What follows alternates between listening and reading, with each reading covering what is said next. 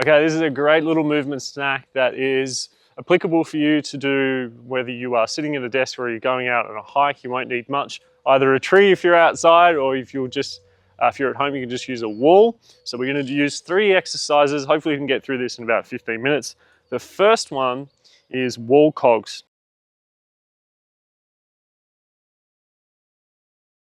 So this comes from Gary Ward from Anatomy in Motion. And what we're utilizing here is to helping your subconscious find a center balance point for the 3 major structures of your head, your chest, and your pelvis. So starting from a neutral position, as we slide the back of the head up the wall or the tree, the chin will come down, the sternum should naturally lift, and then we'll just focus on those 2 points for the moment. Just go back and forth.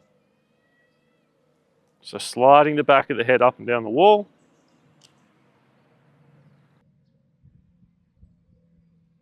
What you might notice is as that sternum lifts, the pelvis dumps forward. And that's good, that's what we want to happen.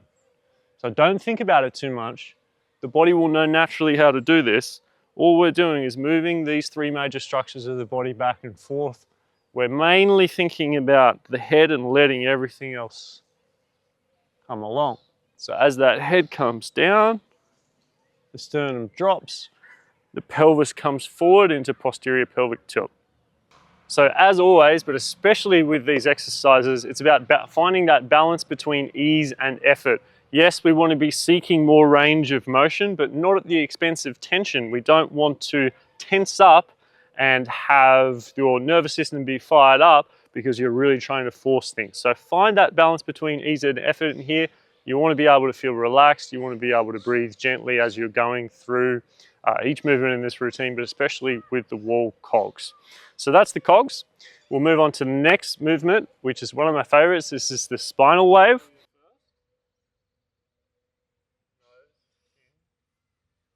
So you're going to stand pretty close to a wall, or in my case, a tree. Just have your feet directly underneath your hips. And depending on your mobility, how much range of motion you got in your spine, you could be somewhere between 6 to 16 inches away from the wall, let's say. But how we're going to begin with this is we're going to look for the wall with the nose. We're actually going to touch it. Touch the wall with your nose. Then we're going to touch the chin. Then we're going to touch the chest. And as we do that, the head is coming back. Then we're going to touch the rib cage, the belly, the hips. And then as the hips are coming away, we're starting again with that wave with the nose. So the nose can kind of lead. Start slowly at first. Nose, chin, rib cage, belly, pelvis. And what we're looking for is this worm wave.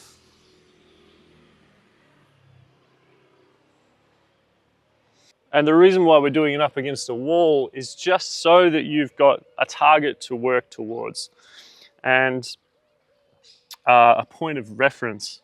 So try it a couple of reps yourself and think about that nose, chin, sternum, rib cage, and then really think about driving the hips into the tree. So you can start quite close to the wall or to the tree, and as you build a little bit more mobility, as you get better at this movement, you can move away, and that's going to make it more difficult, more challenging. If you've got some attention left spare, then keep some attention on your breathing. We want to keep it nasal, we want to keep it calm, and just gently moving that body through those waves up against the wall.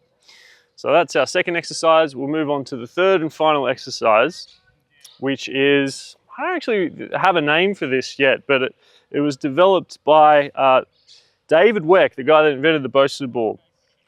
I found this the other day and I started practicing it, and wow, huge improvements immediately on my balance. So what we're going to do is we're going to stand on one leg with that nice tripod foot, base of the big toe, base of the little toe, base of the heel, really nice and balanced on one foot.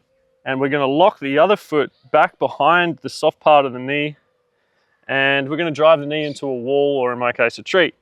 Now here, what we're going to do is we're going to use a nice coiling action on this 45-degree axis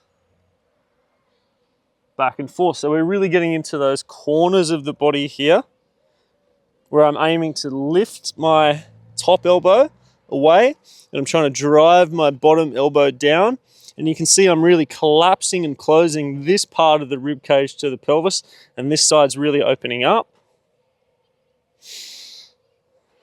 And then we're going on the other side. So the key here is, Alicia, if you come close, we're working on these two angles. So you can see the foot diagram here, which makes a cross over the feet. That is the angle of the shoulders in relation to the foot. So once you've got that position with the knee, which is, by the way, is going to help you balance, that's why it's there. First thing we want to do is shift the shoulders as far as you comfortably can, kind of relatively. So just to explain that angle of the shoulders, basically what you want to do when you find your position, your shoulders will be facing forward, right? What I want you to do is drive one shoulder forward, one shoulder backward. Doesn't matter which one. See where you find the furthest point you can rotate into. And then what you're going to do is move on that line. So if you imagine that there's a glass pane to the front and to the back of me, and I can only move on that angle, on that axis. So with my hands, with my arms like this on my chest, you can see that I am more or less staying, or as much as I can, moving laterally side to side with my shoulders moving in that straight line. And then, so we're moving in this line, then we rotate it as far as you can, and then we move on that line.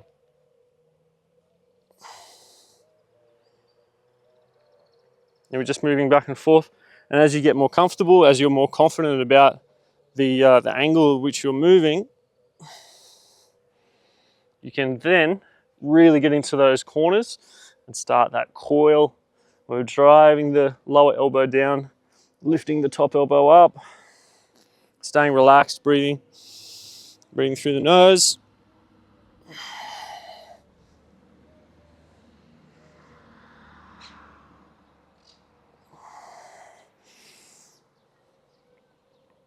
So that foot diagram is really useful to keep in mind, because those lines are the angle of your shoulders in relation to your feet.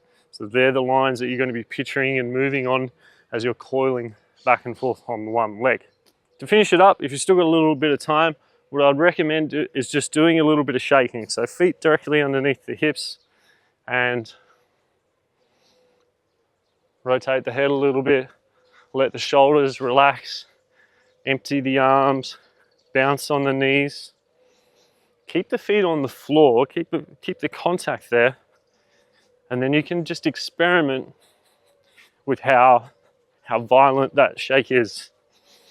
And the shaking is really a really good way to just release energy. Watch dogs. Dogs are really good for this. As soon as there's something that disturbs them a little bit, they shake it off and then they move on, right? They're always in the present moment. So that's what that's about.